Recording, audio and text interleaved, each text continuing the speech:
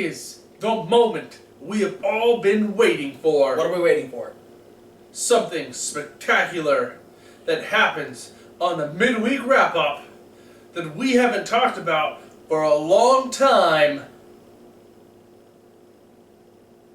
Know what I'm talking about, huh? Main event? Yeah, the Ascension got some offense.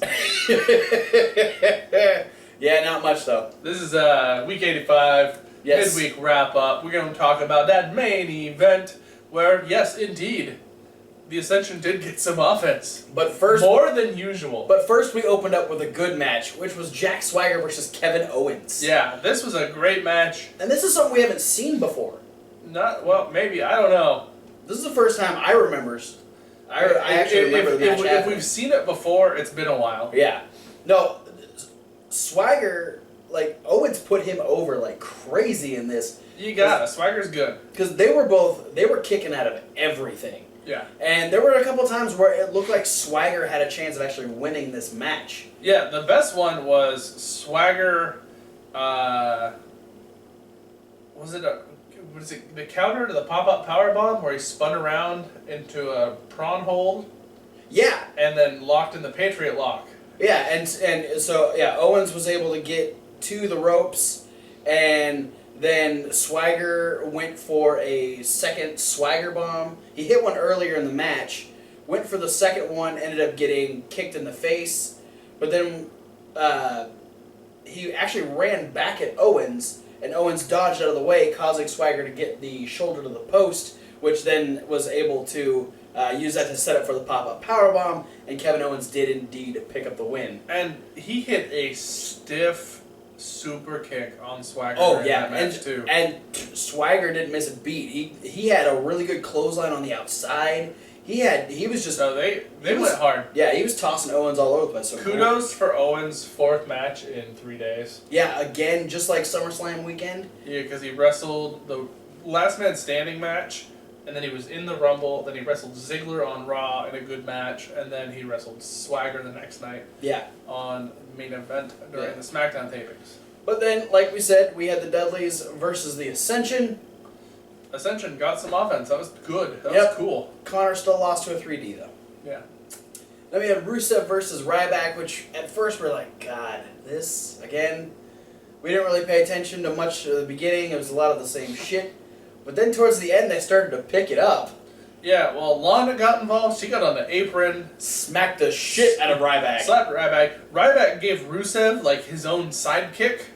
Yeah, and Rusev didn't like that very much. So then he gave him one back. He gave him one back, locked in the accolade, and we had Ryback pass out. Yeah, Ryback was unresponsive from that kick. Yeah, Like when Rusev he put was the knocked out accolade from the on, super kick. When Rusev went to put the accolade on, Ryback's arms were dead weight. Yeah, no, it was... And like when he got Ryback in the accolade, and like Ryback didn't flail or sell, it's just like at like intervals, Ryback would just he like groaned.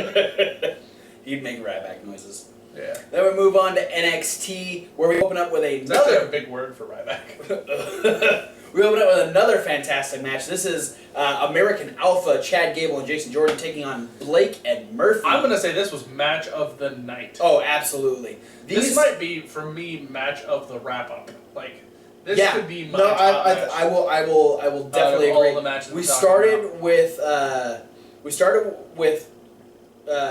Gable. Gable was actually like taking a lot of offensive moves, but he was still wrestling circles around Blake and Murphy. Yeah, he wrestled Blake and Murphy to the point where he was like out wrestling them together. Yes, like simultaneously. Murphy had Gable and hit him with a single leg takedown, and then tagged in Blake. And then... Blake walked into a headlock. Yeah, Blake walked into a headlock, and then Chad kicked Murphy, like back kicked him in the gut, and then knocked him out of the ring. Yeah, and then it was just, he was on a lot fire, of wrestling. Man. Gable is super over. His wrestling ability mixed with his charisma, you know, he's got potential to be the next Kurt Angle. Oh, yeah, for sure. And so he ends up wrestling most of the match. We get Jordan getting the big hot tag where he just goes on just suplexing and slamming Blake and Murphy. Suplex City has like a suburb. Yeah. And it's called Jordanville. Hey, I like that. But he ends up hitting, I don't remember what. Some awesome drop kicks. Yeah, he threw some real high drop kicks, which were great. Then he knocks down Murphy. I think that might have been a power slam. But then he does a belly to belly to Blake, which makes him do a rolling senton on to Murphy. Yeah. That makes Murphy roll out of the ring. Then we get the tag to Chad Gable. The super spear across the ring. The assisted back suplex, and American Alpha picks up the win. Gable with another one-legged bridge. Yeah. No, Because he did get that super hard chop block. Oh yeah, the chop block to end all chop block. Good lord. About took his damn leg off. Ugh. Then we had Emma and Dana putting down Carmella, saying that she doesn't deserve to be in the title picture. She's lost to Blue Pants, and she's lost to Dana Brooke. And then I guess next week we're going to be getting Emma versus Carmella on NXT. Mm-hmm. So Emma's looking to put the final nail in the coffin, proving that Carmella does not deserve the title match. Well, I mean, if you beat the #1 contender, you do kind of automatically become the #1 contender. Yeah, well, you put yourself into consideration. Regal would have to consider, hey, she did beat the #1 contender. She's probably next in line at this point. Yeah.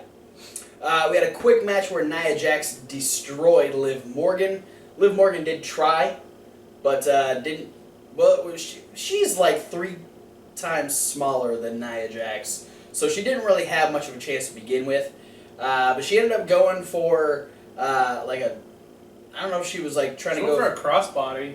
Was that what it was? Yeah, and then Naya was just like caught her and then maneuvered her around into a sidewalk slam. And then gave her the big leg drop and picked up the win that way. I want to make a note about Nia Jax. Okay. She seems to be someone who has a ton of potential. Mm-hmm. But I haven't been impressed by anything she's done yet. I've been more impressed by the stuff I saw her doing on Breaking Ground. Really? Yeah, the clips they showed of her at live events and training at Breaking Ground have been more clean and more impressive looking stuff than having her come out and portray just the plain dominant villain. Yeah. I think she has... I think the fact that she's being herself, she has a more... a connectable mindset. She's more... what's the word I'm looking for? She just seems more believable when she's just being her as opposed to the, oh, look how big and strong I am. Yeah, and to me, one thing that they did wrong with her is putting her against Bayley for the championship so quick. Yeah, no, I agree with that. Because, I mean, it wasn't a bad match. It wasn't the best outing for either of them. It really used up a lot of momentum that they could have saved. Yeah, and it's one thing. Now it's like, okay, Nia Jax is big and she's dominant, but we've already seen that she's lost to the champion. Right. So now I feel like it really negates a lot of these squash match wins, because it's like, oh, well, it doesn't really matter how many of these little wins she gets because she couldn't. She can't get it done against the champion. At the same time, I will say that in an interview, Bayley actually said that she doesn't think that neither her or Nia Jax won that match at TakeOver. It was simply put in a position where neither of them could do anything more, given the size difference, given what had already happened in the match. Yeah. So I feel like Bayley doesn't even feel like. Sure, she got Nia Jax to tap out, but that's because she was sitting on Nia Jax, who was sitting down on the ground. Yeah. So she kind of got Nia Jax into a position where she couldn't move. That doesn't necessarily mean that she beat her. It was just, well, we're going to sit here for hours if I don't. Yeah. And it wasn't a definitive win, per se, but they haven't, having that not been mentioned at all. Yeah. By anybody, it doesn't really hold any merit for people watching NXT. That's fair. Because it just looked like, okay, Bayley has now beaten somebody who's coming in and dominating everyone else, so now it seems like there's not going to be any competition for Bayley. Yeah. We had Enzo and Cass and Carmella all speaking towards the people that have been talking trash about him. Carmella responding to what Emma had said earlier in the night, and Enzo and Cass responding to what Dash and Dawson said to Carmella last week. None of them are happy. Around the middle. They're all real pissed off. So it's probably not going to be a very good time. Enzo looks like a little Oompa Loompa. A ghetto Oompa Loompa. He's wearing way too much orange on his face. Let him do what he wants to do. Well, let's talk about the match that made NXT, because one of Kevin Hawk's favorite wrestlers made his return. We had Bull Dempsey taking on Alex Riley.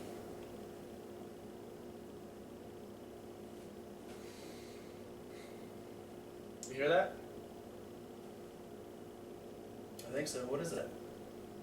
Those are the fucks I don't give about Alex. That's what that is. Yeah, I mean, he came back. Okay, I'm gonna say this. He looks in way better shape than he did. Oh yeah, when he made his first coming off of the commentators' table. He looks in about as good shape as he did when he debuted with Miz. Yeah, and he's got long, scraggly hair. He's got the very disheveled. Obviously he's going for a heel look. I mean, if you remember when he got injured and he had to go for the knee surgery, he cut a promo, like a backstage promo, and he was very heel. Yes. He's very, oh, well, fine, if you guys don't care about me, then I'm going to, when I come back, I'm going to kick everybody's butts that you like, kind of shtick. And he didn't look too bad as far as the stuff he was doing in the ring. Yeah, I mean, the match itself was decent. And he worked with Bull pretty well. And he got off a fantastic spine buster. Yes. No, that should have been the end of the match. Yeah. No, and because the next move was the end of the match, and it made me go, he had the spine buster, I'm like, oh, okay, I'm into this. It shows he's picking up and hurling around one of the heaviest guys in NXT. Yeah, Bull Dempsey is not a small man, despite how well Bullfoot works. And I was like, yeah, okay, I could be into this Alex Riley, especially if, he's going to be more aggressive, which he was, and then he's steps back into the corner, and that typical, oh, I'm getting ready for my finishing move stance. What is it? I don't know. It's a weird sideways leg to the chest. They called it a knee to the face. But it looked like a slow motion leg lariat. Yeah, it looked like a leg lariat that you see a lot of guys do. Like Zack Ryder does them. Yeah. And Tyler Breeze does them. Yeah, all of the small guys do it. Yeah. Punk. It was a very unimpressive move to end the match. Yeah. So it's I was ready to give him a second chance, third chance technically. Struck out with me. Yeah. Third time's a fail. We had Elias Sampson win a match over John Skyler, looking very aggressive in this. This was probably the most dominant Elias Sampson has looked since debuting the Drifter gimmick. Yeah, and they seem to be making more of a point of having him go a little bit more above and beyond with the facial expressions and giving him sort of an unstable vibe where the whole match was it Phillips and Graves were oh man, Samson's really creeping me out right now. He's got crazy eyes. Well, they're trying to put over the fact that we don't know anything about him. Yeah. We know he's creepy. We know his name and we've seen what he does in the ring, but we don't know. There's no backstory. There's nothing. We don't know any personal details about Elias Sampson. Yeah. So, I mean, it was the best showing I think that he's had so far. Yeah, he that neck breaker's cool. Yeah, no, and the way he set it up, because he did that real stiff knee to the side of John Skyler's head, and then as Skyler was getting up, he actually grabbed the arm like he was going to do a short arm clothesline, and then turned it into the neck breaker, which was really cool. I want to see more of the Skyler guy too, though. He didn't do much in this match, but we've seen him job 3 or 4 times. I don't think him and Corey Hollis have actually been signed yet, because they were on another indie show not too long ago as a tag team. So yeah, they haven't officially been signed, but they're kind of doing the Ciampa Gargano thing, where they'll come in every now and again. They're just less successful. They're the jobber Gargano and Ciampa. He looks like a tiny Chris Hero. Yes. We had the also JT Dunn looks like a medium Chris Hero. A little bit. We find out that the Hype Bros are going to be taking on the Vaudevillains next week. The new and improved? The new and once again heelish Vaudevillains. Yeah. And then Mojo is creepy and watches Zack Ryder sleep. Yeah, if I didn't have enough reasons to not like Mojo Rawley. There's another one. There's another one. We find out that Finn and Apollo Crews will have their rematch next week, which will be interesting because up next we have our triple threat #1 contenders match. So the title picture is getting interesting here. There's a lot of people going on. Yeah, a lot of stuff happening here. I mean, obviously, I think if you have Crews go over on Balor, that puts him up there with any of the #1 contenders. Yeah, exactly. You know, that would put him right up with the winner of this triple threat match. Absolutely. And so we do have the triple threat match. It's a lot of Sami Zayn has to fight through like this gigantic blockade that is Baron Corbin and Samoa Joe. Yeah. And he's not holding any punches. He's not holding back at all. He hits the Blue Thunder Bomb on Baron Corbin, and Corbin ends up kicking out. Joe then drags Sami out of the ring, hits a Coquina Clutch on the outside. Yeah, this was, I thought, the most clever part of the entire match. And then Joe goes in thinking, okay, I've taken care of Zayn, I can go for Corbin. Corbin ends up hitting End of Days on Samoa Joe. Which was also impressive. Goes for the pin. Sami Zayn, despite the Coquina Clutch, gets in and breaks up the pin. We had Sami hit the Haluva Kick, or the Exploder and the Haluva Kick on Corbin. And then... he goes for the pin. Joe breaks that up, and then Sami. I don't even remember how Joe ended up getting out of the ring again, but Sami's left with Corbin in the ring. Puts Corbin in the sharpshooter, and as he's about to tap out, Joe gets in, puts on the crossface. Then he taps out, and the referee calls for the bell, and we're like, what? Yeah, so basically what you get is the photo finish sort of ending and the Undertaker, Kurt Angle, did he get pinned, did he tap out, kind of thing. I don't think it works as well with two submissions, though. No, I mean, it doesn't work at all. You can't have, the ref shouldn't call that spot. Yeah. The ref shouldn't call that. Obviously they're trying to find a different way to set up some sort of triple threat match. Yeah. Without it seeming completely repetitive. Unfortunately, I think it's leaning too hard on other things that we've seen before. Yeah. Which is really kind of disappointing considering they did that on Sunday with the Rumble too, with Roman Reigns getting carted out and then coming back. Sort of thing is we're hitting a small block of little cliche moments that are and Triple H is the champion again, so I feel like we're just back in 1998, 99, 2000. That's rough. Yeah, I don't like it, but I don't hate it either, because I'm wondering if they're gonna do some sort of triple threat, some sort okay, so we've got technically 5 guys in the title picture now. If we can have a 6-person come in, can we do a 6-pack challenge? That would be cool to have. The question is, who would that 6th person be? It could be anybody. It could be Nakamura. Because let's talk that as far as news. We did find out that Nakamura will indeed start in NXT, where we initially thought he'd go straight to the main roster like AJ Styles. So, I guess it depends on if he debuts in time with enough time to be put in that spot. Another one would be Austin Aries. This is, oh man, okay, all right. Let's do this. A 6-pack challenge would be awesome. I don't see it being a very likely idea. I'm just kind of curious to see where they go with this. do Joe and Zayn have a one-on-one match to determine the number one contender? Because that would buy more time leading to TakeOver. Because there's still a decent gap between now and TakeOver. So if we're saving the next title match for TakeOver, which I'm assuming we might be, that would help prolong finding the number one contender.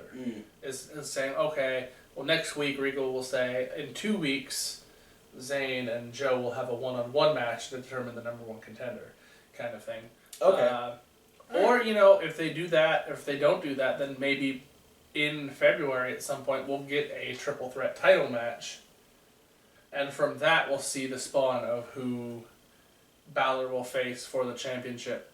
Maybe Joe takes it in the triple threat and Finn gets his rematch at the Mania TakeOver. Yeah.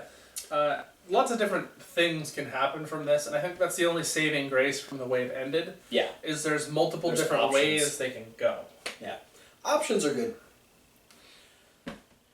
Speaking of options, different types of wrestling, different promotions. One in particular. Wait. You didn't watch Impact, did you? Fuck no.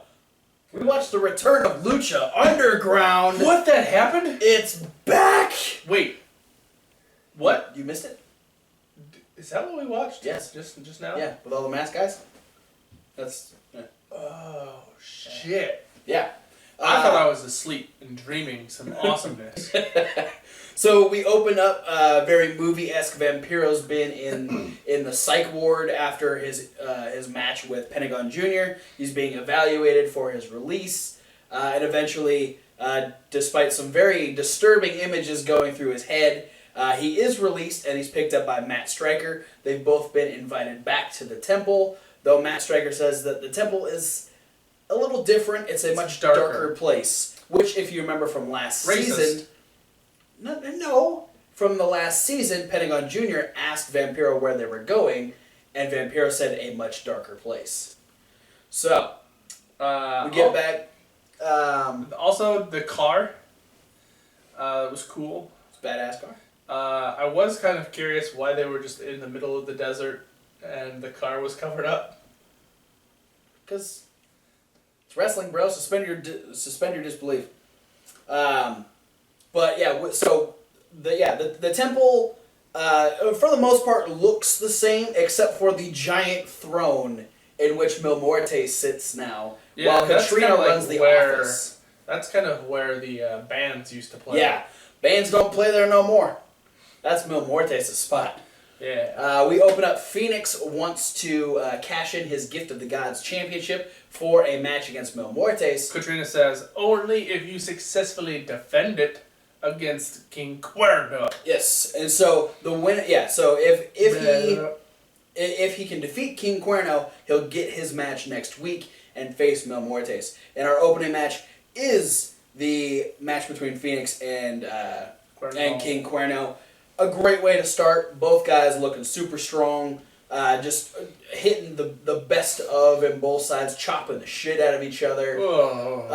Just some gnarly shots. And Phoenix is well on his way. He's doing all of his flips and flies and dives and all kinds of stuff. He's hitting everything he possibly can. But Cuerno ends up picking up the win with the inverted jig and tonic, dropping Phoenix on his head, and he is now the Gift of the Gods champion. Yeah, it was cool because we also saw, the resiliency we've come to expect from Phoenix. Yes. Because he kicked out of the thrill of the hunt. Yeah, the Michinoku driver. Yeah, which is like something that I don't know if we've ever seen anybody actually kick out of before. I think maybe once or Drago. Yeah, I think Drago might have kicked at it once, and then maybe somebody during the Gift of the Gods match. Yeah. But I mean, as far as the entire season 1 goes, possibly 2 people kicked out, and Phoenix now being possibly the third, but King Cuerno still having the wherewithal to hit a brand new move and just take Phoenix out. So now King Cuerno actually has a chance to go against Mil Muertes. But we did find out that him and Catrina have some sort of plan. And whether it's just Cuerno to hold on to that championship... I think that's kind of where we're looking. Just to avoid anyone actually cashing in and facing Mil Muertes for the Lucha Underground Championship. So a very interesting start here. Then we did have the former Trios champions, Team Dysfunction, Team Havoc, whatever you wish to call them. They arrived at the temple and find out that Mil Muertes has decided that they will all face each other in a triple threat match. And they weren't sold on the idea. Yeah. Until Catrina dropped the bomb that whichever one of them wins will face Mil Muertes for the Lucha Underground Championship tonight. And then they kind of felt it. And they're like, you know what? Yeah, we could do that. Why not? Friendly competition. Sure. Then we did have that triple threat match, which was fantastic. It was a good match. Lots. I mean, we've right seen... off the bat, the thing that made me react the most was when Angelico crushed Ivalice's whole upper body with his knee. Angelico throws those knees with such ferocity, and the fact that Havoc moved out of the way, you can see as soon as Angelico hit, he went, "Oh shit, I'm so sorry."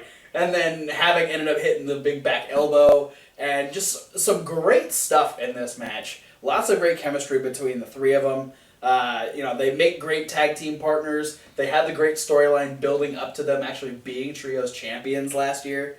Lots of fun stuff. But Ivalice ends up picking up the win. Havoc is going for the shooting star press. He ends up getting tripped and crotched on the top rope. Ivalice gets in. He made some great faces too. He's like... really overselling it. You got it when you have a half mask on. And you get dropped on your balls, you're going to make some faces. But with Havoc being hung up on the top rope, Ivalice gets in and puts the Magistral Cradle on Angelico and picks up the win.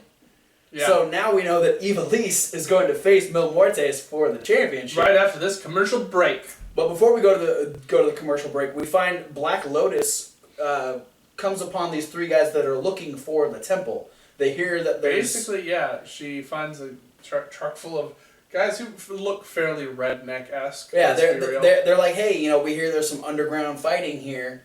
Do you know where it is? One guy tries, pretty much blows her off like, oh, she has no idea, and she's like, I don't know, follow me, and so we'll get there in a second. Apparently, she walks them while they're in a truck. Possibly. Something. Maybe she sits on the hood of the truck and just points in the direction. Points left and right. She's a human GPS. There wasn't enough room in the truck for her. You missed that turn, you dumbass. Turn around. Recalculated. But before the match would begin for the championship, the Disciples of Death would come out and actually take Son of Havoc and Angelico away. So Ivalice had no backup in her corner, while Catrina was out there, very willing to help Mil Muertes. Yes. And the willingness did backfire. It did backfire a little bit. Mil Muertes obviously, has so much size and strength advantage on Ivalice. Ivalice tried so hard though. Getting Mil Muertes in the guillotine choke, which then he ended up turning into a bear hug. She was throwing DDTs, and she was throwing drop kicks, and she was trying as hard as she possibly could. Catrina would then get in and actually hold Ivalice for Mil Muertes. This would backfire because Ivalice would escape, and Mil Muertes would spear Catrina, but that would just piss off Mil Muertes, who would finish off Ivalice with the flatliner. And we get what we think we know we're going to get. We're waiting for Catrina to do the lick of death on Ivalice. Instead, she sicks Mil Muertes on her again, going for a second flatliner. Not even Prince Puma has anything to do with it! Not... Oh, okay. Prince Puma has anything to do with it. No, I thought you said not even. No. Okay. Yes, if Prince Puma has anything to do with it. Because Prince Puma makes the save, drop-kicking Mil Muertes, grabbing Ivalice, and heading out of the ring. And Mil Muertes is like, "What are you doing? Get back here! I'm gonna murder you, but not if Pentagon Jr. has anything to do with it." Yeah. And while Vampiro watches from the commentary table, Pentagon Jr. drops Mil Muertes and breaks his fucking arm. Or at least we think. The first episode is we get so much. There's so much going on already. Like, no one gives a fuck about Mil Muertes being the champion. There's like, you want to be a dick? Okay, we're gonna come at you even harder. So they're just like, don't put it that way. So yeah, everyone's just whooping the shit out of Mil Muertes. Well, I think what it's good is right off the very beginning, right off the bat, we initialize that we have Cuerno has the Gift of the Gods belt, even if he's not going to use it against Muertes. Mm-hmm. He's got it, which gives him that chance. Yes. And we have Puma and Pentagon both kind of staking their claim. Let's fight Mil Muertes. Let's become champion. And, I mean, granted, now that Catrina's running the office, it might work different, but I think Puma is entitled to a rematch since Mil Muertes took the title off of him at Ultima Lucha. Well, we don't know. We don't know how the Ultima Lucha rules go. True. Yeah, there's a lot of things. We've never had a title change except for the last episode. Yeah. Prince Puma was champion for as long as the championship was around. Yeah, so we don't even know. Like, I mean, typically in most wrestling promotions, you have that kayfabe rule of the champion gets a rematch as soon as he loses. We don't know if that's how it works in Lucha Underground, though. Yeah. It might not work, especially if Catrina is guarding Mil Muertes. Yes. So we finish off the show with Lotus leading the Redneck Trio to a warehouse that says the Temple on it with a chalked lucha-looking mask on the outside. But we find out that Dario Cueto is standing outside said warehouse. And they're like, hey, we're looking for the underground fighting. He's like, well, you came to the right place. And he uses his trusty little key to unlock the door. And they're like, oh, well, who's fighting tonight? He's like, you are. So Lotus showed up with the fodder, and Matanza had a grand old time in this warehouse in the middle of Boyle Heights. Yes. Well, also, Cueto really also got out on the winning end of this one because he charged them each $20 a piece to go in before they even knew they were fighting. Yeah, he made $60 and they died. So, lots of pieces in play this season. We know that Vampiro's going to be having some sort of issues while he's out at commentary. He's got his medication. Don't take his medication. We got lots of people vying for the championship. We still don't know what's happening with Marty the Moth and Sexy Star. Drago and Aerostar haven't made their return. We do know that Marty the Moth is going to introduce his sister. Yes. Mariposa, yeah. Or Mariposa. So, we know that Mundo, he was last seen with Melina showing up and helping him out. Yes. But we know that she's not going to be around Lucha Underground. Yeah, it's going to be Taya Valkyrie is now taking the place of Melina. So there's a lot of stuff going on. We know guys, the Mac and Killshot are coming back. Yes. Famous B is still around. Cage hasn't shown up yet. Cage is coming in. We know Joey Ryan and Rey Mysterio are showing up this season. There's a lot of stuff. Daga is showing up this season. We've got the Dragon Azteca Jr. Yes. Yeah, he hasn't made his debut. We haven't seen the return of the crew yet. There's a lot of things still left to happen in Lucha Underground. A very fun episode to start off. Looking forward to talking about more. But as of right now, that is it for the midweek wrap-up. Thanks for watching. Like, subscribe, and comment. Yes, and click the links for updates to videos, stuff that we share on Facebook, live tweeting during pay-per-views, different pictures that show up throughout the week on the Instagram, all kinds of stuff. Today's is going to be Throwback Thursday. Yeah. And we've already got Man Crush Monday with the debut of AJ Styles. Tag Team Tuesday was Rated RKO. So, check that out. Comment on them. Thanks to the people that have been commenting on the pictures. We appreciate that. Thanks for the people that have been commenting on videos, sharing videos, the new subscribers on YouTube. We appreciate it all. And all them things. Finally, before that, check out the podcast also because you can listen to us. If you're listening to us, check us out on YouTube so you can see us. You can see our pretty faces. You can see the pictures we post. And for those of you on YouTube, check out that playlist. Because this week we have a 2-part results video for the Royal Rumble. The first is the entire card leading up to the Royal Rumble match. Part 2 is entirely talking about the Royal Rumble, whether it's the debut of AJ Styles, the dominance of the Wyatt family. The return of Triple H. Yes, all kinds of stuff is in that video. We also have the Raw post the Royal Rumble. Now we have the midweek wrap-up. Coming up next, we'll have the SmackDown rundown, and we'll have some indie news as well with the return of Chikara. So check all that out. Thanks for watching, and we'll see you at whatever video you decide to watch next. Booyah. I'm glad Sheamus isn't on Lucha Underground. Yeah, fuck Alex Riley.